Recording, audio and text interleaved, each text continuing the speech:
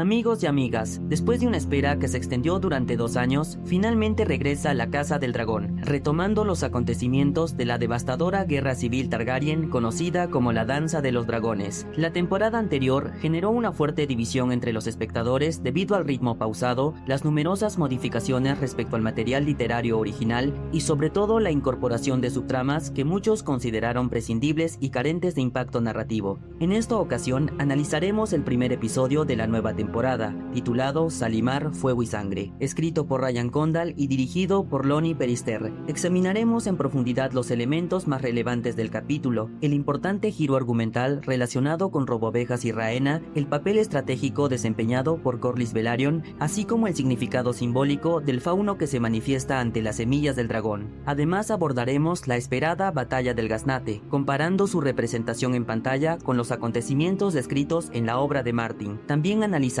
la evolución de los personajes involucrados en el conflicto, las decisiones creativas adoptadas por los guionistas y algunas secuencias controvertidas que continúan generando debate entre los seguidores de la saga. Dicho esto y sin más preámbulos, comencemos. Lo primero que llama la atención es la renovación de la secuencia de apertura. Aunque conserva la esencia musical que caracteriza a este universo, incorpora una serie de modificaciones que enriquecen considerablemente la experiencia. No se trata únicamente del apartado musical, cuya nueva composición resulta mucho más imponente gracias a la incorporación de percusiones marciales que evocan de forma inmediata el ambiente bélico de la Danza de los Dragones. También se ha añadido un detalle visual particularmente interesante que podría pasar inadvertido para muchos espectadores, pero que en mi opinión funciona como una sutil pista sobre futuras producciones ambientadas en este universo. Si observamos con detenimiento los últimos segundos de la introducción, justo antes de que aparezca el título de la serie, puede apreciarse el emblema de un dragón tricéfalo Targaryen representado en sable sobre campo de gules, es decir,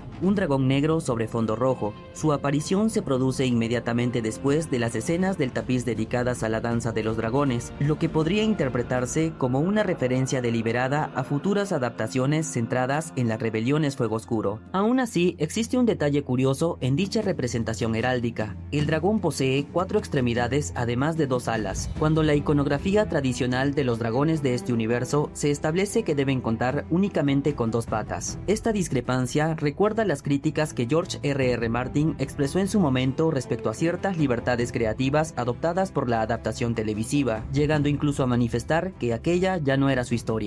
El episodio propiamente dicho comienza con Rhaena intentando reclamar a Robovejas. No obstante, conviene recordar que esa nunca fue su misión original. Su responsabilidad consistía en garantizar la seguridad de los jóvenes príncipes Aegon III y Viserys II durante su viaje hacia Pentos. En otras palabras, mientras el conflicto alcanzaba su punto más crítico, Rhaena abandonó la tarea que se le había sido encomendada para perseguir una ambición personal: obtener a un dragón propio. Resulta especialmente llamativo porque Rhaenyra le había asignado una única responsabilidad clara y concreta: proteger a los niños y evitar que la situación se deteriorara aún más. Si la serie hubiera establecido que su intención era conseguir a Robovejas para escoltar a los príncipes hacia esos, la decisión habría resultado mucho más comprensible desde una perspectiva estratégica. Sin embargo, la narrativa opta por otro camino completamente diferente. Como consecuencia, Rhaena termina involucrándose por accidente y por el azar en los acontecimientos de la Batalla del Gaznate, montando a un dragón salvaje que ni siquiera obedecía sus órdenes. La situación se vuelve aún más problemática si consideramos que la criatura llegó a atacar embarcaciones de los Velaryon y estuvo cerca de provocar la muerte de su propia hermana Baela, y lo que es más, su participación contribuye de manera indirecta a la tragedia que culmina con la caída de Jacaerys. Este cambio adquiere una relevancia aún mayor al compararlo con el material original. En Fuego y Sangre, quien reclama a Robovejas es Ortigas, una joven bastarda que desarrolla una relación de confianza con el dragón, alimentándolo diariamente con ovejas. Su historia termina adquiriendo un peso considerable, ya que posteriormente se convierte en compañera y presunta amante de Daemon Targaryen, generando tensiones políticas y personales que repercuten directamente en su relación con Rhaenyra. La adaptación televisiva ha transferido gran parte de esta trama a Rhaena. Comprendo la intención detrás de esta decisión: otorgarle una función más activa dentro de del relato y evitar que permanezca como un personaje secundario sin objetivos definidos. En principio no tengo ningún problema con que la serie introduzca material original o explore rutas narrativas diferentes a la de los libros. Las adaptaciones necesitan cierta flexibilidad creativa y en ocasiones esos cambios pueden incluso mejorar la obra original. El problema surge cuando una modificación genera inconsistencias estructurales que obligan al guión a improvisar soluciones posteriores, y precisamente ahí radica las mayores debilidades de la serie. En la temporada pasada se cometieron muchos errores, lo que incluso llevó a romper relaciones con el autor de la saga. Lo que inicialmente parece una decisión menor, termina desencadenando un efecto dominó narrativo que requiere constantes ajustes para mantener la coherencia interna en los acontecimientos. En este mismo episodio se ofrece un ejemplo muy claro. Durante varios momentos se insiste en mostrar a Rhaena intentando ganarse la confianza de Robovejas, contribuyendo deliberadamente a generar expectativa en el espectador. Creemos que su arco culminará con una intervención espectacular durante la batalla del Gaznate, apareciendo en el momento decisivo para inclinar la balanza y rescatar a los negros de una situación desesperada. La puesta en escena parece conducir inevitablemente hacia ese desenlace heroico. No obstante, la resolución termina siendo exactamente contraria. A continuación presenciamos una secuencia en la que Rhaenyra aparece retratada con una confianza excesiva hacia Alicent, aceptando sus palabras sin el menor cuestionamiento. Esta actitud la lleva incluso a ignorar tanto las advertencias como el criterio de su propio hijo, restando valor a un consejo que a todas luces merecía consideración. Paralelamente, el episodio insiste en la idea de que ha sido subestimada debido a su aparente fragilidad física y a su condición de mujer, culminando una representación simbólica de este conflicto interno cuando desgarra su vestido, un gesto que pretende reflejar el abandono de su faceta asociada a su feminidad. Por lo tanto, la construcción dramática de la escena resulta discutible. Rhaenyra es un personaje que históricamente se ha caracterizado por su determinación, firmeza y capacidad para imponerse ante la adversidad, pero aquí el guión la presenta con una ingenuidad difícil de justificar. Además de atribuir su situación exclusivamente al hecho de ser mujer, simplifica en exceso un contexto mucho más complejo. Su encierro o confinamiento y las dificultades que enfrenta responden principalmente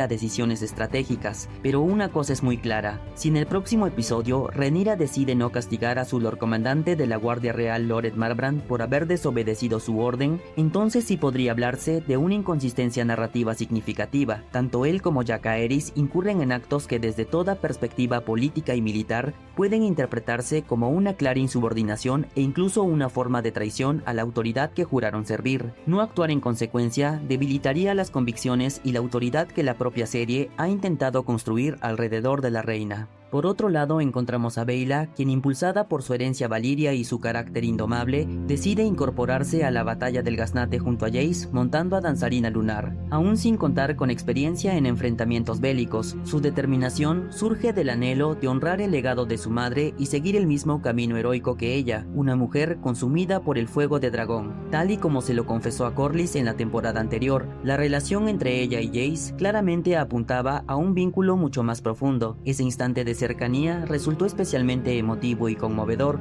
aunque en este universo los dioses suelen mostrarse implacables con quienes hacen planes a futuro, especialmente con figuras como Jacaerys, destinadas o convencidas de estar destinadas a realizar grandes hazañas. Sin embargo, esta percepción heroica no lo exime de la evidente impulsividad y falta de prudencia que caracteriza sus decisiones. En cuanto a la adaptación de Las Semillas del Dragón, existe una diferencia significativa respecto a la obra original. En Fuego y Sangre, Rhaena no interviene en el conflicto.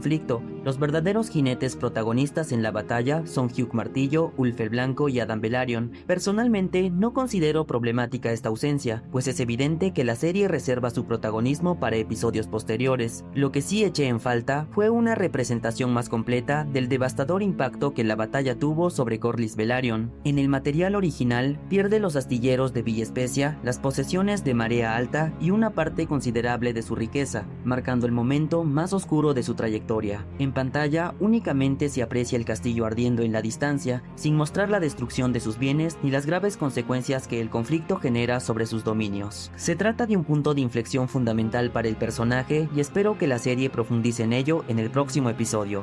Entre los aspectos más destacados, me agradó ver a las semillas del dragón reunidas en el Ojo de Dioses dentro de la Isla de Dos Rostros. La conversación que mantienen cumple una función narrativa importante, ya que permite conocer mejor sus personalidades, especialmente la de Ulf, cuyo trastorno comienza a tomar forma mientras ejerce el papel de alivio cómico de manera completamente natural. Su comentario "¿Qué demonios hacemos aquí?" y querer abandonar el lugar inmediatamente resume perfectamente la incertidumbre del grupo, sobre todo cuando Aemon nunca aparece y la supuesta emboscada pierde todo sentido. No obstante, también quedaron algunas dudas en esta secuencia. Nunca se explica cómo la bruja Alice Ríos consigue llegar por sí sola a una isla tan inaccesible, lo que resta credibilidad a la secuencia. En cambio, la serie introduce una breve aparición de un fauno, una de esas misteriosas criaturas asociadas a la Isla de los Rostros. Los lectores de Fuego y Sangre recordarán que Adam Velaryon acude a ellos en busca de consejo, aunque el libro apenas desarrolla su naturaleza y sus funciones. También son las mismas figuras que Daemon vislumbra fugazmente en Harrenhal. Resulta evidente que se trata de un guiño para los lectores de la saga, pero para el espectador general su inclusión puede parecer arbitraria. Sería interesante que en futuros episodios profundizaran su simbolismo y relevancia dentro del universo narrativo, en lugar de dejar su aparición como un simple easter egg sin consecuencias aparentes. La trama de Aegon II también ofrece elementos muy interesantes. La dinámica que construye junto a Larys Strong aporta una nueva dimensión a dos personajes tradicionalmente percibidos como antagonistas. Ahora, privados del poder y de los privilegios que antes definían su posición,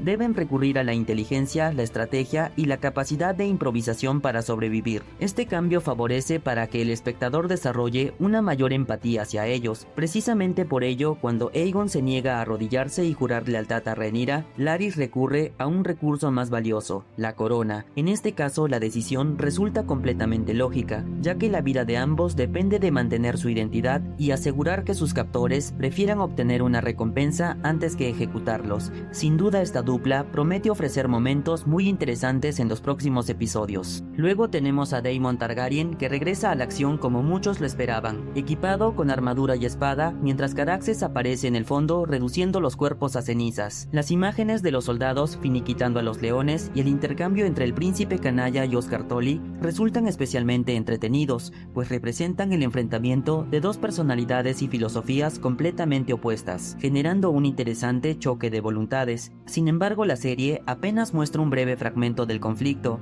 dejando claro que no se trata de la batalla de la orilla del lago, también conocida como Carnada para peces, sino de un enfrentamiento distinto cuyo desenlace apenas alcanzamos a observar. La auténtica batalla de la orilla del lago fue librada fuera de pantalla, es aquella en la que participan los Lobos del Invierno y donde la adaptación sitúa la muerte de Jason Lannister, pese a que en el canon literario este personaje cae durante la batalla del Forca Roja. La persona que lo abate es Petyr Ojalarga el Mataleones, otro personaje omitido por la serie. Esta modificación implica la omisión de uno de los episodios más brutales de la Danza de los Dragones, un enfrentamiento descrito como una auténtica carnicería, con miles de cadáveres apilados sobre el campo de batalla y un nivel de devastación que refleja la magnitud del conflicto. Resulta una oportunidad desaprovechada, aunque también es comprensible desde una perspectiva de producción, considerando que muchos de los personajes involucrados en esta batalla poseen una relevancia limitada dentro de la historia principal. Aún así, la introducción de Roderick Dustin deja una impresión muy positiva. Su presentación, acompañada con la memorable frase de "hemos venido a morir por la reina dragón", transmite de inmediato la determinación y el honor que caracterizan al personaje. Además, Tommy Flanagan aporta una presencia imponente que deja entrever un enorme potencial para el desarrollo de esta figura en los episodios venideros. Tenemos a Alicent conversando con Helaena, una escena que deja varios elementos dignos de análisis. Lo más llamativo es que la reina soñadora asegura que Aemon tiene miedo, una afirmación que contrasta por completo con la imagen de seguridad e inflexibilidad que el príncipe ha construido a lo largo de su historia. Orgulloso y guiado por una férrea determinación, Aemon jamás admitiría una vulnerabilidad de esta magnitud, lo que convierte las palabras de Helaena en un presagio especialmente significativo. Al mismo tiempo, Alicent se muestra desconcertada desconcertada por la desaparición de Aegon, ya que su ausencia altera el acuerdo que había establecido con Rhaenyra para entregarle a su propio hijo y evitar un conflicto mayor. Sin embargo, esta conversación entre madre e hijo revela un trasfondo mucho más complejo. Alicent debe convencer a Aemon de marchar hacia Harrenhal, y aunque a primera vista podría interpretarse como un deseo de protegerlo de los peligros de desembarco del rey, sus verdaderas intenciones parecen ser mucho más calculadas. En realidad, la reina viuda manipula la situación con el propósito de alejar a Aemon de la capital y conducirlo hacia las tierras de los ríos, donde las semillas del dragón ya han sido confirmadas en este episodio como una fuerza preparada para esperar y enfrentar su llegada. Desde esta perspectiva, su insistencia deja de parecer un gesto maternal y se convierte en una maniobra estratégica y destinada a exponer al príncipe a un enfrentamiento potencialmente letal. No obstante, el instante que más controversia genera es el beso que Aemon le da a su propia madre, una decisión narrativa que rompe por completo el tono de la escena y resulta desconcertante. Se trata de un momento inesperado y parece carecer de justificación inmediata dentro de la trama. Aún así, es posible interpretarlo como una manifestación de las profundas carencias afectivas y emocionales que han marcado al príncipe desde niño, algo que sin duda se desarrollará más adelante en su relación con la bruja de Harrenhal. También tuvimos la presentación de Ormund Hightower, primo de Alicent y comandante del contingente militar más numeroso de Poniente. Se trata de una figura singular, un antagonista complejo, cargado de matices y motivaciones que lo convierten en un personaje genuinamente multidimensional. Conviene seguir muy de cerca cada uno de sus movimientos, del mismo modo que la breve aparición de Tessarion, que anticipa acontecimientos de enorme relevancia. Asimismo, su joven escudero, Daeron Targaryen, desempeñará un papel determinante en el desarrollo del conflicto. Todo apunta a que Ormund ejercerá considerable influencia sobre él, incluso da la impresión de que sus verdaderas aspiraciones pasan por poner a Daeron en el trono de hierro una vez concluida la guerra. No debemos olvidar que este muchacho difiere profundamente del resto de sus hermanos. Junto a Corlys, representa uno de los referentes morales más sólidos de toda la historia, guiado por el honor y el sentido del deber. Por otra parte, tenemos a Wayne Hightower encarnando la voz de la conciencia dentro del ejército de Cole, intentando contener los abusos y atrocidades cometidos por algunos soldados contra la población civil, especialmente contra las mujeres. En contraste, Criston Cole parece haber renunciado por completo a cualquier código ético. La caballería, la rectitud y el juramento de proteger a los inocentes han quedado relegados al olvido. Resulta fascinante observar la evolución de un individuo quebrado psicológicamente, atrapado en una profunda crisis existencial que conduce a abrazar su propia brutalidad y a desprenderse de todos los valores que antes defendía, especialmente si contrastamos esto con el Criston Cole de la temporada 1. Respecto a la muerte de Jacaerys, pienso que sí existe mérito incuestionable en su sacrificio,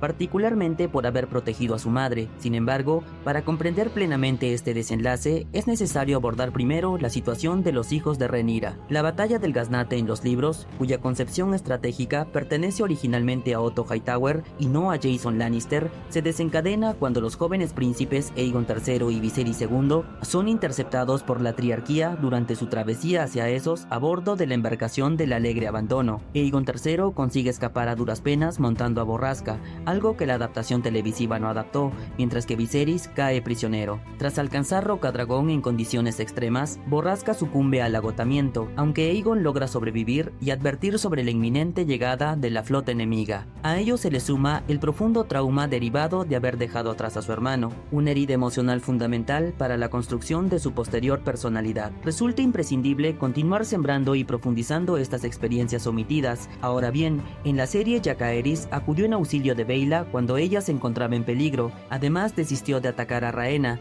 pero considero que su muerte careció de la épica que merecía un personaje de semejante relevancia. Hubiera sido más impactante despedirlo mediante una secuencia acompañado por una poderosa composición musical, o ejecutar una acción decisiva para romper el bloqueo naval, consolidando así un auténtico sacrificio heroico. En cambio, la serie opta por representar su caída como el resultado de la imprudencia, la inexperiencia y en parte de los errores de Rhaena. En la obra literaria, por el contrario, Jacaerys se aproxima peligrosamente a las naves enemigas en un desesperado intento por rescatar a su hermano Viserys, lo que dota de sus acciones de una justificación mucho más sólida y emocionalmente resonante. Resulta inevitable preguntarse qué pasará por la mente de Rhaenyra al conocer la verdad de los acontecimientos. Finalmente, hablemos del antagonista de este episodio, Sharako Lohar de Lys, el almirante de la Triarquía. Creo que su participación funciona como un antagonista circunstancial, una presencia efímera dentro del relato principal. Particularmente me había imaginado un un trasfondo personal que explicara la profunda animadversión de su personaje hacia Corlys, de manera que aquí hay otra oportunidad desaprovechada. Esto ha sido todo por hoy y nos vemos en el siguiente video.